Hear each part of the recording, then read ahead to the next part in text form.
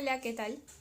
El día de hoy me gustaría reflexionar con ustedes sobre algunas cosas que he estado pensando sobre nuestro proceso de adaptación en un nuevo orden familiar. Estuve em, leyendo muchos comentarios de padres de familia que les costaba poder adaptarse a esta nueva forma de aprender a distancia y me imagino que no solamente debe ser por un tema educativo, sino porque hay muchas cosas que están cambiando en nuestra casa, desde la forma en que estamos trabajando, la dinámica familiar, los temas de cuidado, el mantenimiento del hogar, la adquisición de alimentos, y a eso se suma también la nueva forma de aprender a distancia que están teniendo los niños y los jóvenes que se encuentran en edad escolar.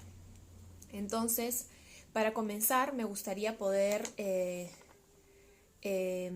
partir del inicio, que sería reconocer que todavía tenemos algunos apegos al orden anterior, es decir, tenemos apegos a las rutinas que teníamos antes de entrar en cuarentena. Y no solamente tenemos apego a estas rutinas, sino que también tenemos apego a esa dinámica, a esa funcionalidad que caracterizaba nuestra vida pre-aislamiento.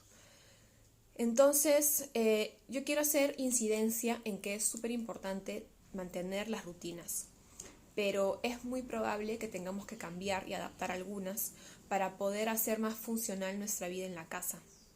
Entonces, cada hogar tiene una historia diferente y está constituida de una manera distinta, ¿no? Tenemos, de pronto en casa tenemos abuelos o tenemos tíos, o de pronto somos papá, hija, o mamá, papá y un hijo. De repente hay muchas personas viviendo en casa o somos pocos. En verdad, cada familia tiene una identidad y es distinta, pero podemos reconocer algunos patrones en común. Vamos a encontrar personas en casa que están trabajando, por ejemplo, desde antes trabajaban en una oficina y ahora han tenido que llevar ese trabajo a casa.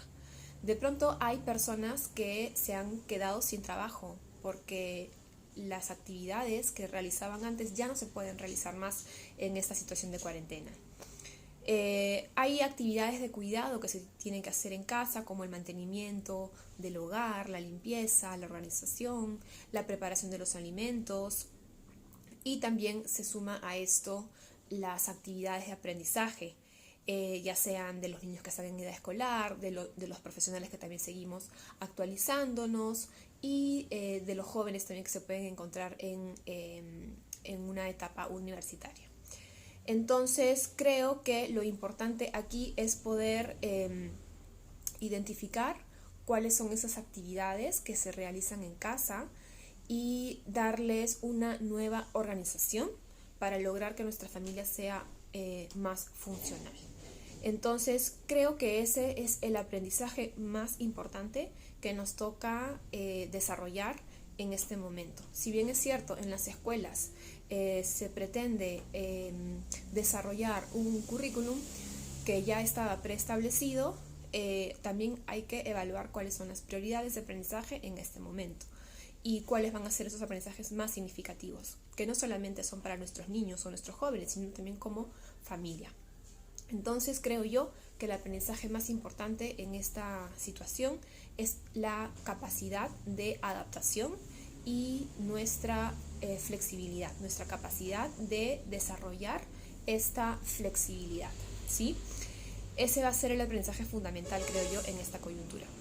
Entonces, tenemos que reconocer que en esta nueva forma de vivir, en esta nueva situación, no podemos hacer encajar las mismas actividades que teníamos antes ni las mismas formas de desenvolvernos antes. Hay que pensar en cosas nuevas y hay que pensar en una estrategia para poder coordinar todas las actividades de las diferentes personas que viven en casa. Reconocer cuáles son esas actividades, cuáles son esas responsabilidades, esas tareas por hacer de cada integrante de la familia, ¿sí? Y ver de qué manera podemos hacer ciertas actividades en simultáneo para ser más productivos, ser más eficientes, no interferir uno en la labor del otro, porque hay actividades que necesitamos hacerlas con mucha concentración, con mucha dedicación, ¿no? Entonces veamos cuáles son esas actividades que se pueden realizar en simultáneo y cuáles son esos espacios en la casa que puede ocupar cada uno para esas actividades. Por otro lado, veamos cuáles son esas necesidades de mantenimiento del hogar y ver de qué manera podemos repartir estas actividades para que sea una carga menor la que recibe cada uno de los integrantes de la familia. Y también ver en qué momento del día se van a hacer, dependiendo de las responsabilidades que tenga cada uno. Y además, ver en qué momento del día podemos tener un espacio de aprendizaje compartido. Hemos visto que hay muchos niños que después de recibir sus clases de manera virtual necesitan un acompañamiento, una explicación o un asesoramiento para poder investigar en fuentes, ¿sí? Y no solamente para poder atender a ese aprendizaje formal que nos da la escuela, sino porque también es importante tener un momento en el que nos sentemos todos y podamos colaborar unos con otros y poder seguir construyendo nuestra familia, ¿no? Entonces, para esto yo recomiendo que tengamos en casa un horario. Cada uno tendrá un horario personal, pero también habrá un horario en el que podamos ver qué está haciendo cada uno en distintas horas del día y que este horario esté de forma visible, ¿sí? Pero como les mencioné anteriormente, creo que es bien importante poder distinguir aquellos momentos en el que vamos a estar trabajando de forma simultánea, ¿sí? Y de forma autónoma.